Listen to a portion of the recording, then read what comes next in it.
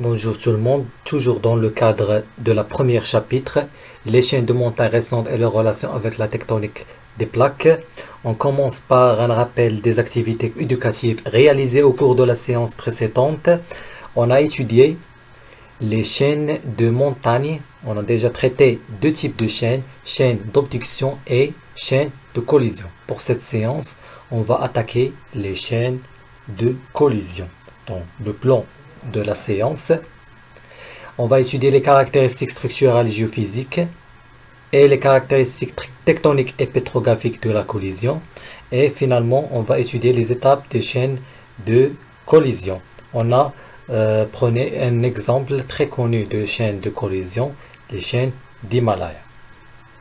Donc, après avoir le plan, on peut donner une définition simple des chaînes de collision. La collision, mes amis, est le résultat du rapprochement de deux plaques lithosphériques continentales, débuté par une subduction, puis fermeture de l'océan, et par la suite la collision. Mais aussi, on peut avoir un autre cas de la collision. Si on a des traces des sédiments marins, comme le sédiment, le sable qui se situe dans l'océan, l'ophiolite. Ici, on peut expliquer ces traces par le mécanisme d'obduction avant la collision. La réponse, ou pour généralité, la subduction peut aboutir à la fermeture de l'océan, c'est-à-dire une subduction, donc un rapprochement de deux plaques lithosphériques continentales et raccourcissement et emplissement des écailles lithosphériques, donc en formation des plis et des failles, donc des déformations tectoniques, et à l'origine de formation des chaînes de montagne dites appelées la collision, exemple l'Himalaya et l'Alpe. Donc la question qui se pose ici dans cette séance, quelles sont les caractéristiques structurales et pétrographiques des chaînes de collision? Pour cette question, on va le répondre dans le diapo suivant. Donc petit 2, les caractéristiques structurales et pétrographiques de la chaîne de collision, exemple Himalaya, A, caractéristiques structurales. Donc on a ici le document 1 avec deux figures. La figure 1 qui présente la répartition géographique de la chaîne d'Himalaya et aussi la figure B qui représente une carte géologique simplifiée de l'Himalaya avec des symboles et des clés aussi. Et pour la question de cet document, décrire la localisation d'Himalaya ainsi que ses caractéristiques morphologiques. Donc pour répondre à cette question, on va discuter premièrement la figure 1. Donc pour la figure 1 qui représente la répartition géographique des chaînes d'Himalaya qui se trouve dans la limite des plaques entre la plaque indienne, appelée aussi indo-australien, et la plaque eurasienne. Et cette partie-là, lorsque la croûte continentale de l'Inde se détache et sera attachée par la partie asiatique, on a formation d'une grande chaîne appelée l'Himalaya.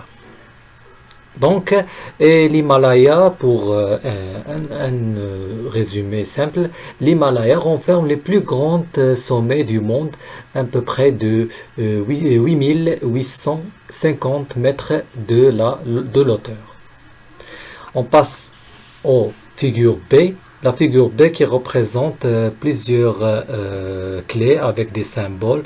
Donc on a cette partie-là, les chaînes d'Himalaya avec des traces, des chevauchements centraux, des chevauchements intermédiaires et d'autres chevauchements frontaux, et aussi quelques symboles de séisme et de montagnes. Aussi la présence des complexes ophiolitiques avec des sédiments marins qui caractérisent les zones d'obduction. Donc on passe à la réponse.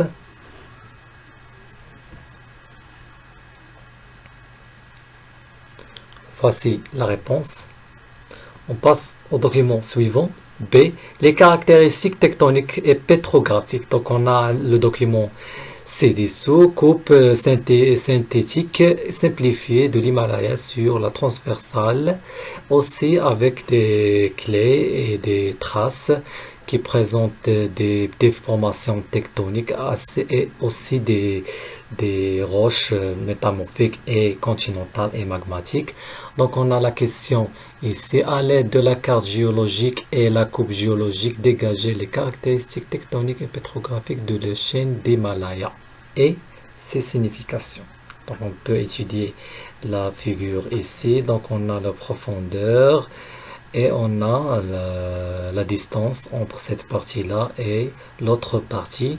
Donc on a ici quelques déformations tectoniques. On peut avoir des plis et des failles inverses et aussi présence d'autres déformations tectoniques comme des chevauchements et de charriage, témoins d'une forte compression lors de la collision de l'Inde avec l'Asie, provoquant un raccourcissement et un épaississement de la croûte continentale, avec aussi une augmentation de la profondeur de la discontinuité de Moore, qu'on a ici presque de 40 mètres de profondeur, kilomètres de profondeur, et ici on est arrivé aux 80 km de profondeur. Aussi, on peut avoir des traces de sédiments marins comme les ophiolites, témoins de l'obduction, et plus des sédiments marins qui donnent une idée sur la structure des roches qui se situent dans la partie continentale qui provient de la partie océanique. Aussi, on peut avoir des plutons et des roches granitiques. Ce sont des indices de chaînes de subduction et aussi le prisme d'accrétion qui montre une subduction, c'est-à-dire la lithosphère océanique de la plaque indo-australienne plonge sous la lithosphère continentale de la plaque eurasienne. On va le discuter dans les étapes de formation des chaînes de collision. Donc voilà quelques